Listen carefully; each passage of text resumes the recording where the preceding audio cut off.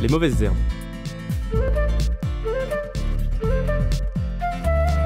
Podcastor épisode 2.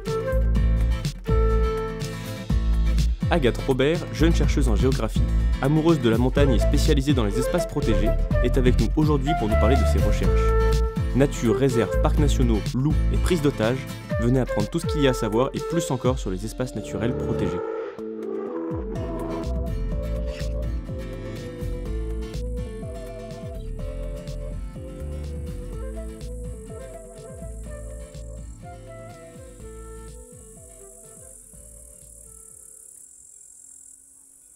Est-ce que tu peux nous dire où nous sommes ? Nous sommes dans la station de ski de La Fécla, enfin sur le territoire de la station. Et nous sommes venus ici parce que j'ai pensé que c'était intéressant d'aborder le sujet des réserves naturelles en venant dans un territoire de montagne, même si on n'est pas en très haute montagne, mais pour voir un peu justement l'empreinte humaine et les pressions que peuvent exercer les activités humaines sur les espaces naturels de montagne, puisque la montagne constitue une assez bonne partie de mes terrains de recherche. Et justement, aujourd'hui, avec des pressions et des activités humaines qui sont un peu bouleversées avec les changements globaux, et notamment le changement climatique, le manque de neige également. On est dans une petite station, donc la question se pose dans les années à venir, à savoir si cette station va pouvoir continuer à fonctionner normalement. Étant donné que la neige se fait de moins en moins présente. Et donc, qu'est-ce qu'on va faire de ces espaces qui étaient autrefois très très utilisés, notamment pour le tourisme d'hiver et le ski, et qui aujourd'hui vont avoir tendance à être délaissés par les hommes, justement parce que l'activité de ski est de moins en moins rentable. C'est quoi une réserve naturelle ? Alors, il y a plusieurs choses qui font les particularités des réserves naturelles. Déjà, pour simplifier un peu la chose, on pourrait justement prendre en comparaison le parc national. Le parc national, c'est un statut qui est en général plus strict, plus réglementé. En général, ils sont composés de 2 zones.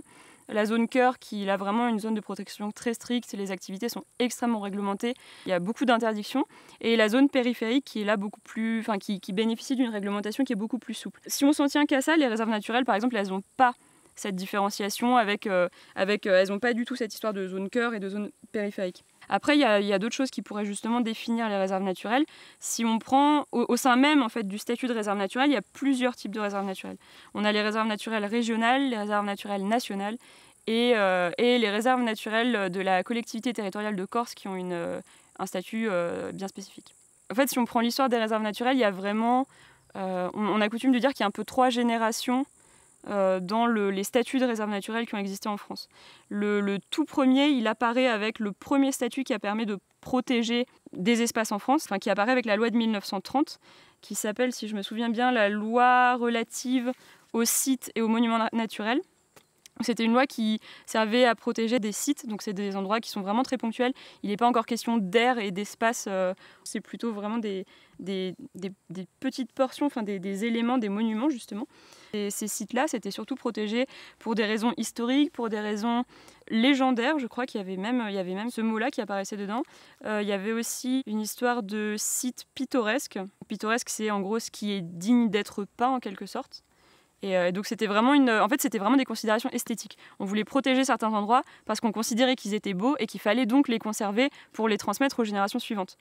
Et après, alors si je me souviens bien, c'est en 1957, il y a une modification qui a été apportée à cette loi pour permettre en fait une protection plus forte des sites qui étaient considérés comme des sites scientifiques. Et là, en fait, pour protéger des sites scientifiques, qui étaient donc dignes d'être étudiés par les hommes de science, c'est l'expression qui est utilisée. Et ces sites-là, évidemment, la vision des scientifiques est beaucoup plus systémique. Donc il a fallu protéger des endroits qui étaient plus vastes que simplement des sites très précis. Et c'est vraiment en 1976 qu'on considère donc que démarre la 3e génération des réserves naturelles.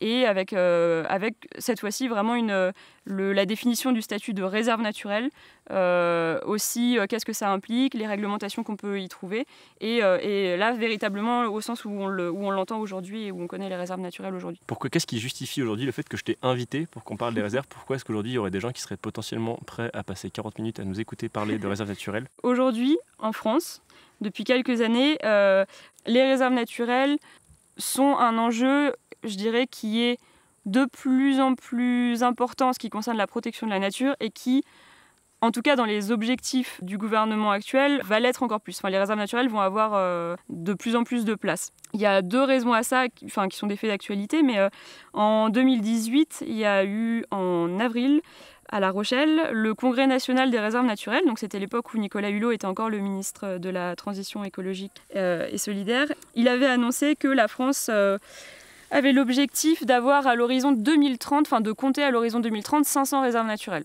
Sachant qu'aujourd'hui, la dernière fois que j'ai regardé, on en était à 349. Donc ça veut dire en l'espace maintenant de moins de 20 ans, de moins de 10 ans même, ça veut dire créer en gros environ 150 réserves naturelles en plus. Sachant que donc, comme je l'explique, le statut de réserve naturelle, si on est gentil et qu'on prend celui de 1976, on fait vite le calcul. Entre 1976 et aujourd'hui, on en a créé 350, donc en créer 150 de plus en moins de 10 ans, ça semble être très ambitieux. Et plus récemment, donc c'était en mai 2019, Emmanuel Macron a annoncé que la France porterait à 30% sa part du territoire en aire marine ou terrestre protégée. On est à combien aujourd'hui ? Alors ça c'est la façon de calculer justement la superficie totale des aires protégées sur le territoire, elle est subjective. Ça peut paraître étonnant parce que pourtant on a des espaces qui sont délimités de façon claire, c'est dans les textes de loi, les limites des réserves naturelles sont rarement floues, on sait exactement en général où est-ce qu'elles commencent, où est-ce qu'elles se terminent. Mais pourtant, en fonction de la valeur qu'on donne à un statut de protection, et en fonction du coup de quel acteur, de qui on est, on va considérer ou non que tel territoire est protégé ou ne l'est pas. Ce qui fait que par exemple, si on regarde actuellement j'ai regardé ce matin même sur le site du gouvernement, on se rend compte qu'ils considèrent qu'aujourd'hui, la France a en aire terrestre 29,5% de son territoire qui est en aire protégée. Donc déjà, ça nous fait dire que par exemple, si Emmanuel Macron, il y a un an, affichait l'ambition très fièrement de porter à 30% la superficie du territoire français en aire protégée, en fait, si on considère qu'on est déjà à 29,5, ça veut dire qu'il ne reste pas grand-chose à faire, en tout cas si on se base sur ces 29,5.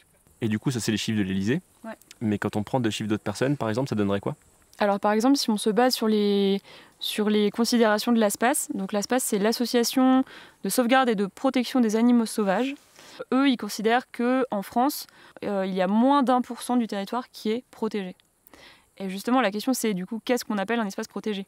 Est-ce que c'est vraiment à partir du moment où on place comme un tampon un espace, un statut plutôt sur un espace, est-ce que là c'est vraiment un espace protégé ? Ou est-ce qu'il faut vraiment creuser un peu plus et réfléchir justement sur qu'est-ce qu'on appelle la protection et à partir de quel moment on considère qu'un espace est protégé ? Quels sont les critères en fait pour définir cette protection ?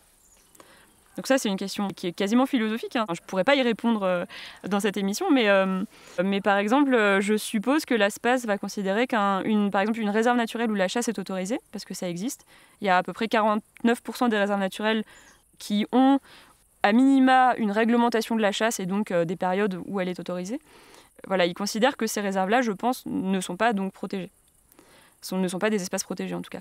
Donc à mon avis, mais il faudrait que je le vérifie justement, c'est quelque chose que je dois creuser dans les semaines qui viennent, à mon avis, l'ASPAS ne comptabilise par exemple peut-être que les zones cœur des parcs nationaux, ce qui en effet, quand on considère tous les statuts de protection en France qui sont extrêmement nombreux malgré ce qu'on pourrait penser, fait très très peu et peut-être que là on atteint justement ces moins de 1%. C'est vrai que cette question elle est extrêmement riche et on soulève beaucoup de choses avec ça parce que par exemple il y a un statut qui s'appelle la ZNIEF, zone naturelle d'intérêt écologique, faunistique et floristique normalement.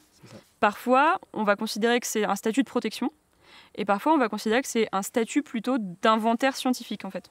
Plutôt un statut de connaissance d'un milieu en quelque sorte. Et déjà quand on prend juste ce statut-là qui est donc la ZNIEF, ça concerne énormément d'espaces en France. Et donc en fonction de si on comptabilise ça comme un espace protégé ou pas, le chiffre il change déjà, rien qu'avec ce statut-là. Donc on comprend qu'en fonction des considérations et des idéologies un peu de ces associations ou de différents acteurs ou de différentes institutions, le chiffre soit variable et puisse passer de 29,5% du territoire à moins d'1%. Du coup, tu es en train de me dire qu'on peut protéger différemment et qu'on n'est pas tous d'accord sur le mot protéger la nature. À mon avis, il y aurait tout un débat à avoir en France sur qu'est-ce qu'on veut faire comme protection de la nature en fait. De plus en plus, la population s'accorde à dire reconnaît qu'il y a cette fameuse 6e extinction de masse, une érosion de la biodiversité qui est importante. Les scientifiques s'accordent tous à le dire. De plus en plus, la population est au courant. Et donc, l'idée de protéger la nature, elle fait assez consensus. Par contre, ça c'est la fin. Maintenant, quels moyens on utilise et comment on met ça en place, je pense que là c'est vraiment un débat commun à avoir en fait. Donc comme pour tous les sujets de société, en fait, c'est quelque chose dont il faudrait donner les moyens à la population de s'emparer et de prendre à bras le corps, de débattre, d'avoir des discussions. Et comme pour beaucoup de sujets aussi, c'est quelque chose qui est très compliqué à mettre en place et qui n'est pas trop présent. Même s'il y a des efforts qui sont faits et qu'il y a des initiatives qui émergent, mais ça reste quand même assez minoritaire, quoi.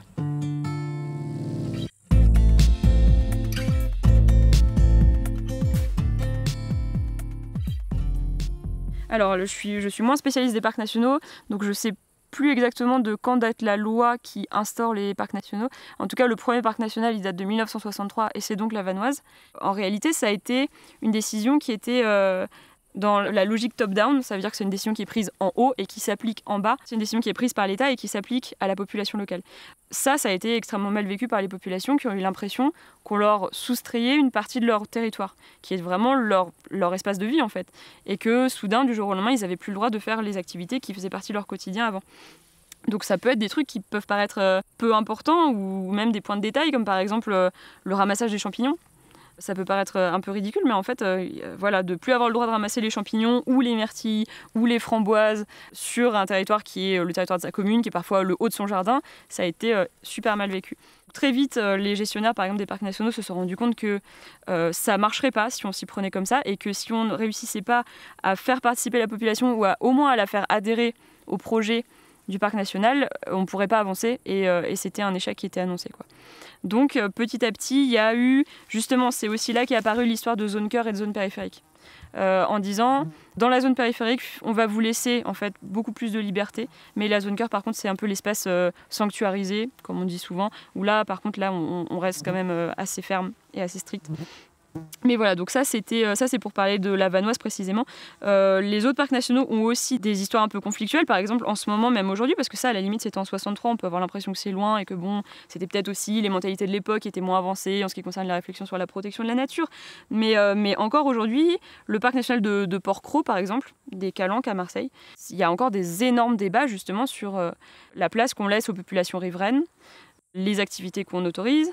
J'ai de la famille qui habite, moi, près du parc national, et ils sont super mécontents de voir que les gros yachts et les bateaux ont totalement le droit de naviguer, alors que parfois, aller se baigner ou aller marcher dans un endroit, c'est déjà réglementé. Et qu'il y a par exemple des riverains qui doivent quitter les lieux, alors que les bateaux peuvent aller profiter tranquillement des calanques et du calme des calanques, quoi. Ça, c'est des choses qui sont super sensibles en ce moment sur les calanques et ça fait des années que ça dure. Et du coup, cette logique de compromis du coup, que tu dis qui a été mise en place, comment elle se traduit, comment elle se fait et avec qui ? Alors, la logique de compromis, c'est justement de se dire si on ne fait pas, nous aussi, un pas un peu vers les personnes qui revendiquent des droits sur leur espace de vie, l'espace protégé, il ne fonctionnera jamais parce qu'il faut quand même reconnaître qu'un espace, même s'il est protégé, c'est toujours un espace qui est un espace de vie pour quelqu'un. Et un espace d'activité aussi. Et c'est là qu'on touche à quelque chose qui est sensible, parce que par exemple en montagne c'est particulièrement vrai, mais on a justement tout ce pastoralisme, donc les moutons, les vaches parfois qui vont brouter dans les alpages. C'est inenvisageable de dire du jour au lendemain aux éleveurs, aux agriculteurs, aujourd'hui à partir de maintenant vous n'avez plus le droit d'aller faire brouter vos bêtes à tel endroit parce que on est sur un espace protégé et qu'il ne faut pas du tout qu'il y ait la main de l'homme qui intervienne en quelque sorte. C'est pour ça que le compromis est arrivé justement en réglementant et en autorisant la plupart du temps très simplement le pastoralisme dans les parcs nationaux, dans les réserves naturelles aussi évidemment. Les réserves naturelles de Haute-Savoie qui sont concernées par le pastoralisme, elles ont toutes l'autorisation totale de faire brouter les bêtes et de donner lieu au pastoralisme. Mais voilà, après comment ça se fait ? C'est justement par des discussions, les gestionnaires qui vont rencontrer les éleveurs pour leur demander justement où ils en sont, comment ils voient la réserve naturelle. Après, les réserves naturelles, elles ont un peu, en quelque sorte, appris des erreurs des parcs nationaux. Le parc national, ça a été vraiment très brusque, en quelque sorte, la façon dont la réglementation a été instaurée. Les réserves, elles avaient tout de suite, justement... les personnes qui ont créé les réserves et qui ont instauré les réserves, elles savaient très bien qu'il ne fallait pas faire comme le début des parcs nationaux, sinon ça ne marcherait pas.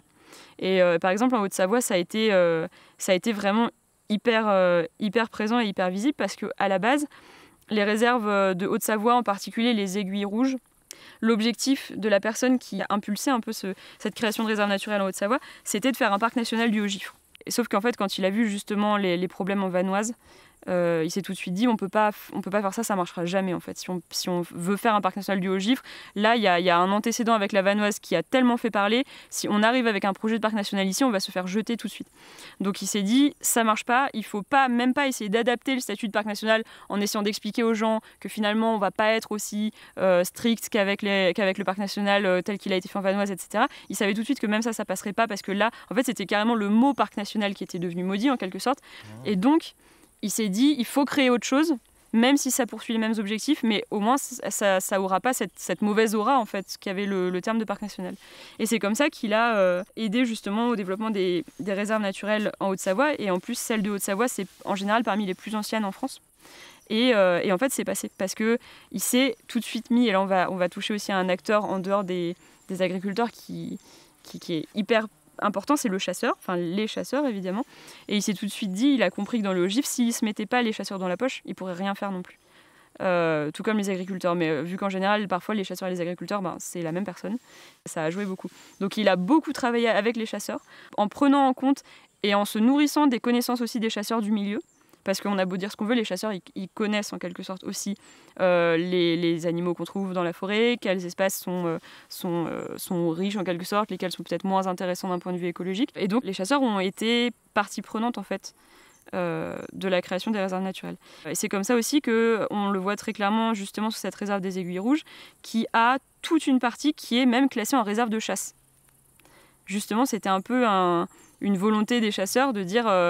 on est OK pour la réserve naturelle parce qu'elle sert aussi nos intérêts en faisant des viviers et des lieux de reproduction pour les futures proies. Mais par contre, il faut nous laisser des endroits où on aura encore le droit de chasser. Donc ça, typiquement, là, on est sur du compromis à fond. Et donc ça, c'était en 1974. Donc c'était avant l'apparition de cette fameuse troisième génération, la 276. Ok, mais du coup, ça, c'est des exemples où le compromis se passe bien. Qu'est-ce qui se passe quand ça se passe mal et qu'est-ce qui peut se passer en fait ? J'ai un exemple qui me vient en tête. Encore une fois, c'est pas une réserve naturelle, c'est le parc national de la Vanoise. En 2015, il était question de revoir de réviser la charte du parc national pour la faire repasser à l'horizon, je crois que c'était 2017, il me semble.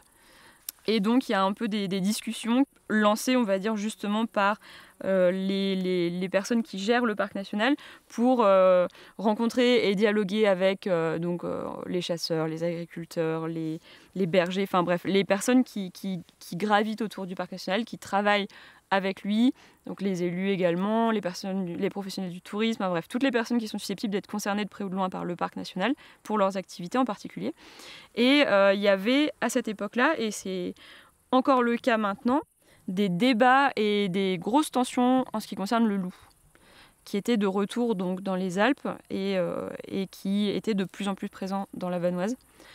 Et les éleveurs étaient très très mécontents justement d'être maintenant confrontés au loup, et avec en plus ce statut donc, de parc national qui protège absolument la faune sauvage et donc le loup.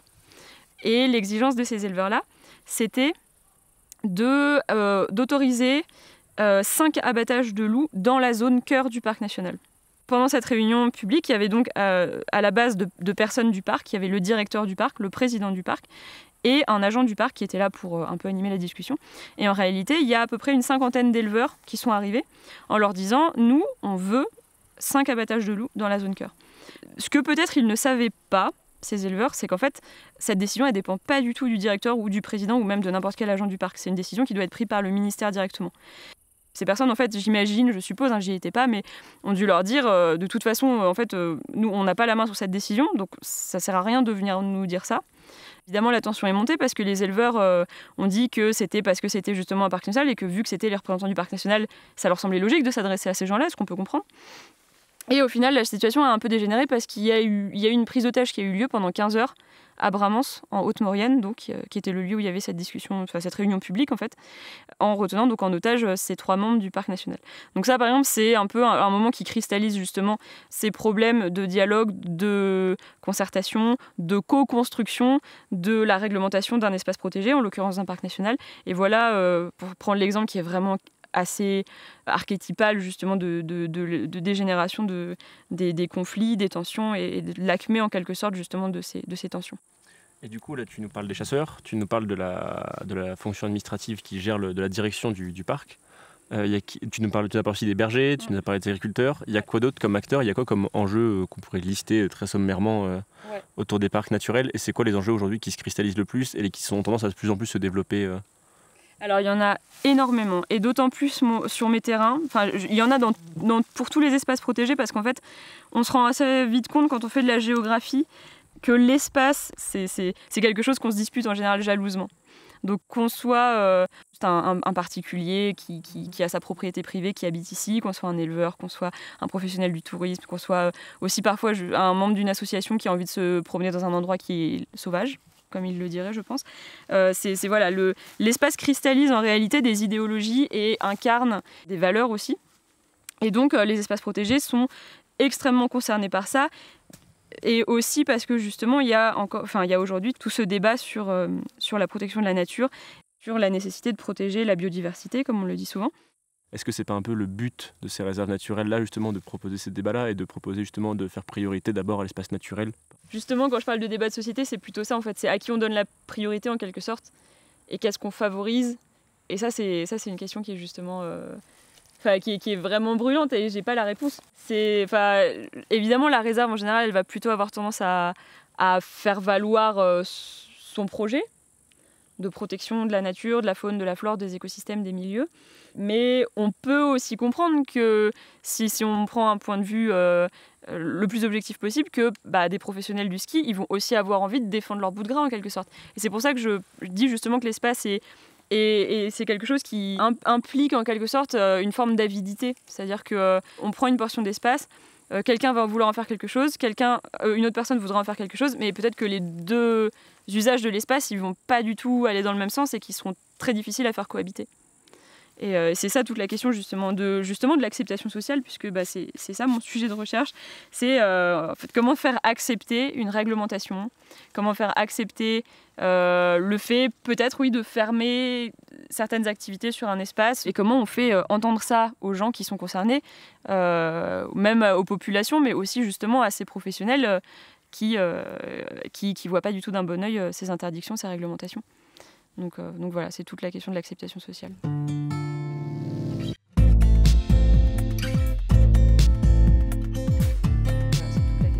Alors, on a marché toute la journée, on s'est baigné, on est maintenant au bord du lac du Bourget.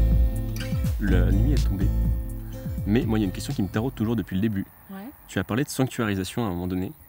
Qu'est-ce que c'est? Et pourquoi est-ce qu'on parle de sanctuarisation quand on parle de nature? J'avais parlé de sanctuarisation quand j'ai évoqué la zone cœur des parcs nationaux. La sanctuarisation, c'est un mot qui revient assez souvent quand on étudie les espaces protégés. Et c'est un mot qui est... c'est pour ça, je pense que tu as aussi tiqué dessus, parce qu'il est chargé de toute une symbolique et de plein de valeurs qui sont rattachées de plus en plus à la nature, et en particulier à la protection de la nature. En ce qui concerne les réserves naturelles qui me concernent plus particulièrement, c'est un mot que je croise pas forcément beaucoup. En revanche, il y a des nouvelles réserves qui apparaissent maintenant depuis 2013 avec l'association l'ASPAS, dont j'ai déjà parlé. Et cette association, elle revendique vraiment très clairement, très ouvertement, une volonté justement de sanctuariser la nature. Alors que quand on croise le mot sanctuarisation, en général, c'est plutôt un mot qui est utilisé par des personnes qui vont étudier les espaces protégés que par vraiment la volonté du législateur de faire une réserve, par exemple, ou de créer le statut de réserve.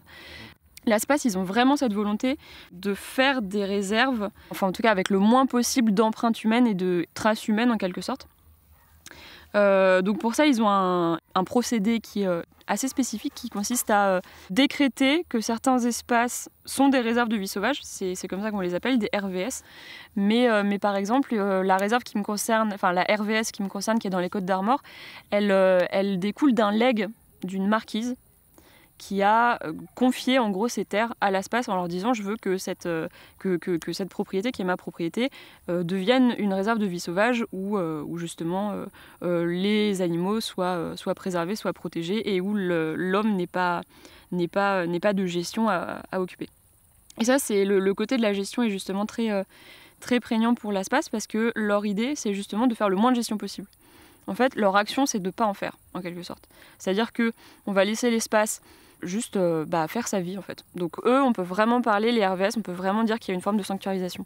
Pour les réserves naturelles nationales, régionales et de Corse, j'aurais pas tendance à utiliser ce terme-là parce que justement il y a beaucoup plus une idée gestionnaire derrière où on va vraiment surveiller l'espace, on va s'autoriser à faire par exemple des coupes d'arbres si on voit que la forêt commence à gagner trop de terrain, ou on va autoriser des activités aussi, évidemment comme le pastoralisme dont on a parlé déjà. Donc je parle vraiment de sanctuarisation. Pour les zones cœur des parcs nationaux, c'est déjà quelque chose qui est plus important. Et justement, je pensais à un philosophe qui s'appelle Régis Desfourneaux, qui parlait des parcs nationaux comme étant des cathédrales sauvages. Et on retrouve totalement la symbolique qu'il y a derrière l'idée de sanctuarisation quand on pense à une cathédrale. Et à côté de ça, on pourrait même filer la métaphore, mais c'est un autre débat, on est beaucoup plus sur de la philosophie, en pensant au côté justement un peu solennel de la haute montagne, tel qu'on se l'imagine, ce côté d'élévation, enfin bref, il y a aussi tout un rapport avec la montagne qui est encore plus présent justement pour les parcs nationaux, parce que les tout premiers parcs nationaux étaient des parcs nationaux de montagne. Donc voilà, cette idée d'élévation, de grandiose, en fait, de majestueux était très présente, et c'est aussi pour ça que le terme de sanctuarisation, c'est assez bien ancré, ouais. Est-ce qu'on peut en tirer un bilan ou pas de cette sanctuarisation de la nature, que ce soit au niveau de la biodiversité sur place, mais aussi du rapport avec les acteurs locaux? Est-ce que ça se passe bien ou pas bien? Alors pour l'espace du coup, parce que les parcs naturels c'est encore autre chose, mais on va rester sur l'espace. Eux en tout cas ils disent qu'actuellement, même si l'expérience est relativement courte, parce que 2013 c'est vraiment tout frais, ils sont vraiment contents pour l'instant de ce que j'ai lu, des résultats qu'ils observent. Moi je pense encore une fois à la réserve du Trégor, qui est celle qui me concerne dans les Côtes d'Armor, qui est leur seule réserve en Bretagne, enfin réserve de vie sauvage. Ils ont observé qu'il y avait par exemple une population qui était plus importante qu'avant de musaraignes d'eau, qui est une petite bête assez difficile à trouver maintenant. La loutre aussi, qui est vraiment apparemment qui s'est bien installée de nouveau et qui est gage de très très bonne santé des cours d'eau, enfin du cours d'eau en l'occurrence là-bas. Et puis voilà, qu'il y a des populations d'animaux qui s'installent vraiment, qui se plaisent, qui réussissent à observer souvent. Je ne sais pas honnêtement s'ils font des comptages. Mais en tout cas, voilà, ils affichent que ça fonctionne bien. Après, ils entraînent avec eux aussi des mécontentements, parce que pendant le mois d'août 2020, du coup, il y a eu une manifestation à Crest. Donc Crest, c'est là où il y a le siège de l'ASPAS. Une manifestation d'agriculteurs qui sont venus justement protester contre l'ASPAS. Il faut savoir, donc Crest c'est une petite ville, donc une manifestation dans Crest c'est assez rare je pense, pour venir justement fustiger cette vision et c'était leur mot, de mise sous cloche des espaces de la Drôme, puisqu'il y a 2 réserves de vie sauvage dans la Drôme.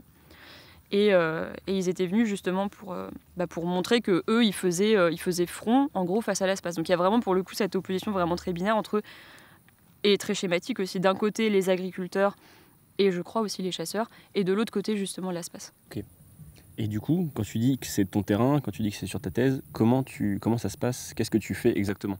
En fait, je commence par une phase un peu de repérage terrain, on pourrait dire ça comme ça, où justement j'arpente un peu les chemins, j'observe si je vois par exemple, je sais pas, des gens qui font du camping sauvage alors que moi je sais qu'ils n'ont pas le droit d'en faire.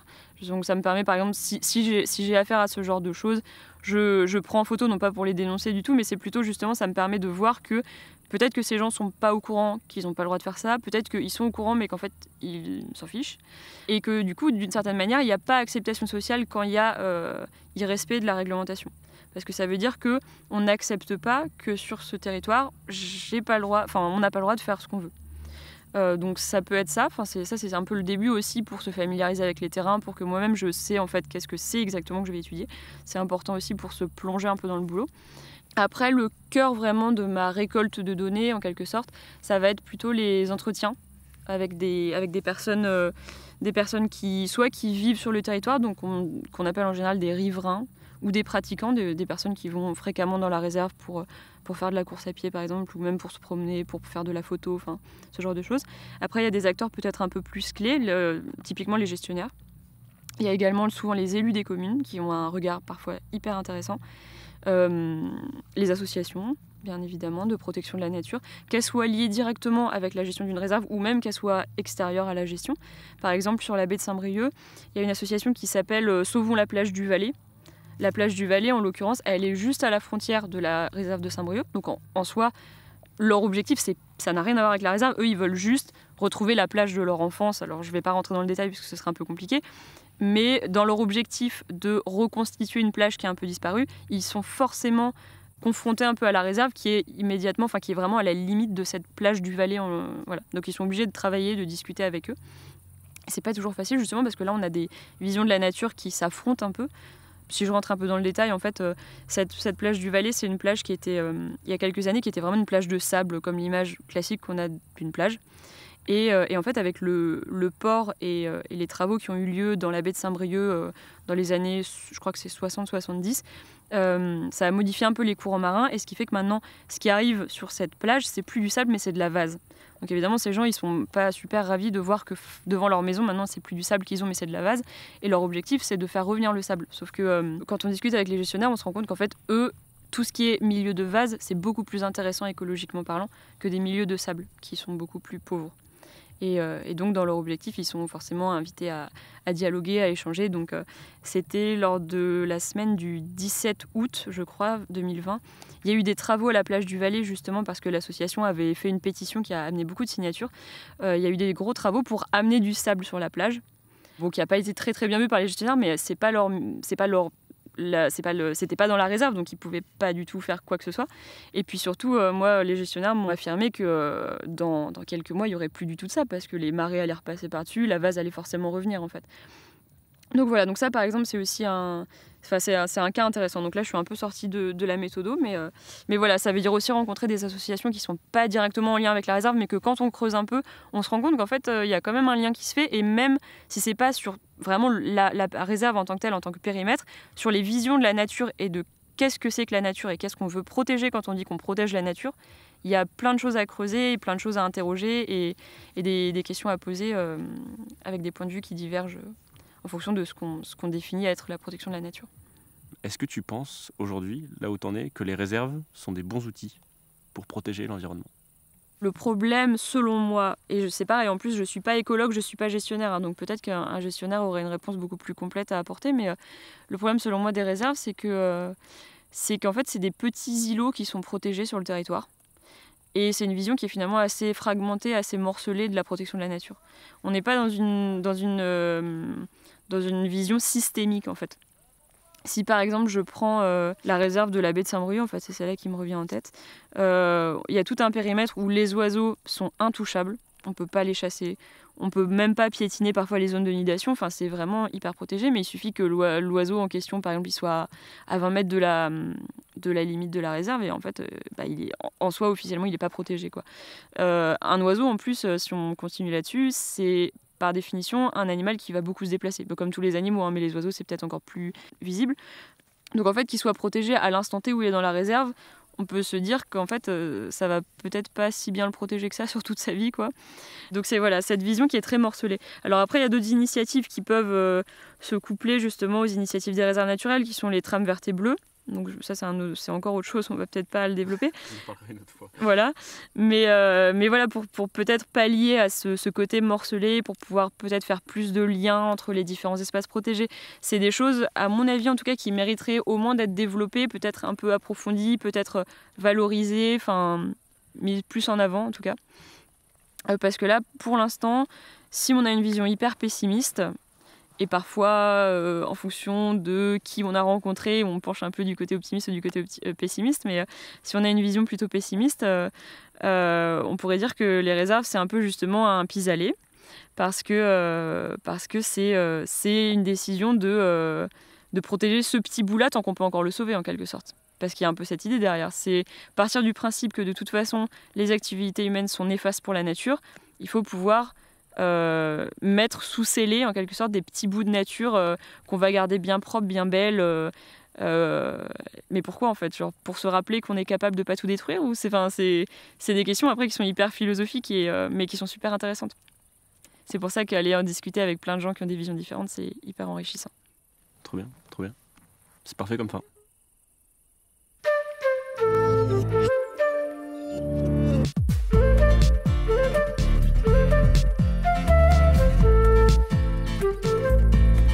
Merci à toute l'équipe, merci à notre invité, merci à toutes les mauvaises herbes qui nous soutiennent et qui rendent ce projet possible.